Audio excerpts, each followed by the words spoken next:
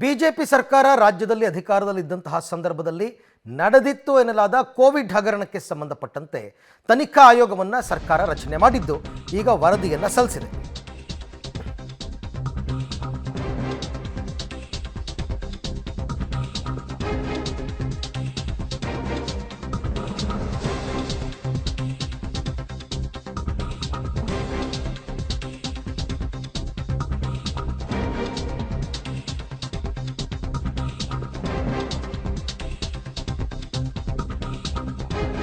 ಆರೋಪ CM ಸಿದ್ದರಾಮಯ್ಯನವರಿಗೆ Covid ಹಗರಣದ ವರದಿ ನಿನ್ನೆ ಸಲ್ಲಿಕೆಯಾಗಿದೆ. ಸಿಎಂಗೆ ವರದಿಯನ್ನು ಸಲ್ಲಿಸಿದ್ದಾರೆ ನಿವೃತ್ತ ನ್ಯಾಯಮೂರ್ತಿ ಮೈಕಲ್ ಡಿ ಕುನ್ಹಾ.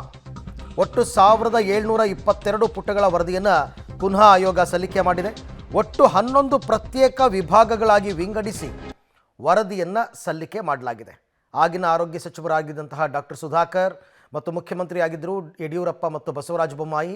ಆ ಸಂದರ್ಭದಲ್ಲಿ 2019-20ರಲ್ಲಿ ತುಂಬ ಅಂದರೆ ಮೆಡಿಕಲ್ ಕಿಟ್ಗಳ ಪರ್ಚೇಸ್ ಆಗಿರ್ಬೋದು, ವೆಂಟಿಲೇಟರ್ಗಳ ಪರ್ಚೇಸ್ ಆಗಿರ್ಬೋದು, ಅದರಲ್ಲಿ ಭ್ರಷ್ಟಾಚಾರ ನಡೆದಿದೆ ಅನ್ನೋ ಕಾರಣಕ್ಕೆ ಸಂಬಂಧಪಟ್ಟಂತೆ ಕಾಂಗ್ರೆಸ್ ಸರ್ಕಾರ ಅಧಿಕಾರಕ್ಕೆ ಬಂದ ಮೇಲೆ ಒಂದು ತನಿಖಾ ಆಯೋಗವನ್ನು ರಚನೆ ಮಾಡಿತ್ತು. ನ್ಯಾಯಮೂರ್ತಿ ಮೈಕಲ್ ಡಿ ಕುನ್ಹಾ ಅವರ ನೇತೃತ್ವದಲ್ಲಿ ಸರಿಸುಮಾರು 1 ವರ್ಷಗಳ ಬಳಿಕ ಈಗ ಆ ಆಯೋಗ ವರದಿಯನ್ನು ಸಿದ್ದರಾಮಯ್ಯನವರಿಗೆ ನಿನ್ನೆ ಸಲ್ಲಿಸಿದ್ದಾರೆ. ಒಟ್ಟು 1722 ಪುಟಗಳ ವರದಿ ಅದು ಆ ಆಯೋಗ ರಚನೆ ಮಾಡಿರ್ತಕ್ಕಂಥದ್ದು. ಒಟ್ಟು 11 ಪ್ರತ್ಯೇಕ ವಿಭಾಗಗಳಾಗಿ ವಿಂಗಡಿಸಿ ಈ ವರದಿಯನ್ನು ನೀಡಲಾಗಿದೆ. ಈ ವರದಿಯನ್ನು ಈಗ ಸರ್ಕಾರ ಪರಿಶೀಲನೆ ಮಾಡುತ್ತೆ.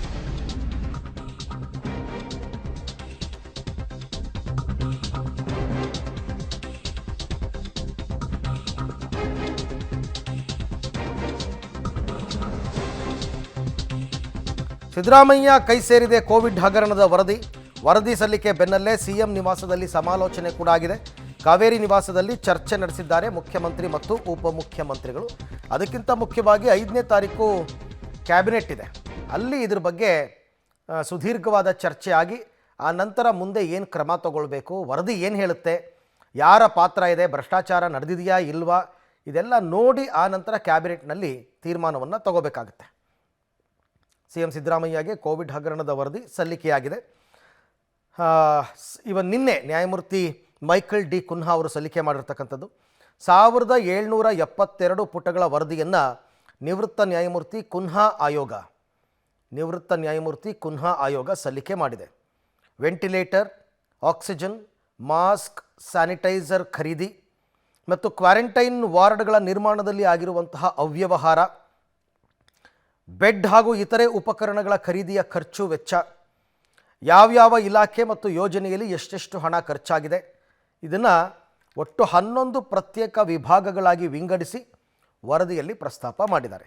ಅಂದರೆ ವೆಂಟಿಲೇಟರ್ ಖರೀದಿಯಲ್ಲಿ ಏನಾಗಿದೆ, ಆಕ್ಸಿಜನ್ ಖರೀದಿಯಲ್ಲಿ ಏನಾಗಿದೆ, ಮಾಸ್ಕ್ ಮತ್ತು ಸ್ಯಾನಿಟೈಸರ್ ಖರೀದಿಯಲ್ಲಿ ಅವ್ಯವಹಾರ ಆಗಿದೆಯಾ, ಕ್ವಾರಂಟೈನ್ ವಾರ್ಡ್ಗಳ ನಿರ್ಮಾಣ ಮಾಡಿದ್ರಲ್ಲ ಅಲ್ಲೇನಾದರೂ ಅವ್ಯವಹಾರ ಆಗಿದೆಯಾ, ಬೆಡ್ ಹಾಗೂ ಇತರೆ ಉಪಕರಣಗಳು ಅದರ ಖರೀದಿಯ ಖರ್ಚು ವೆಚ್ಚ, ಇದೆಲ್ಲವನ್ನು ಸಪ್ರೇಟಾಗಿ 11 ಪ್ರತ್ಯೇಕ ವಿಭಾಗಗಳಾಗಿ ಮಾಡಿ ಅದನ್ನು ಮುಖ್ಯಮಂತ್ರಿ ಸಿದ್ದರಾಮಯ್ಯನವರಿಗೆ ನಿನ್ನೆ ಸಲ್ಲಿಸಿದ್ದಾರೆ.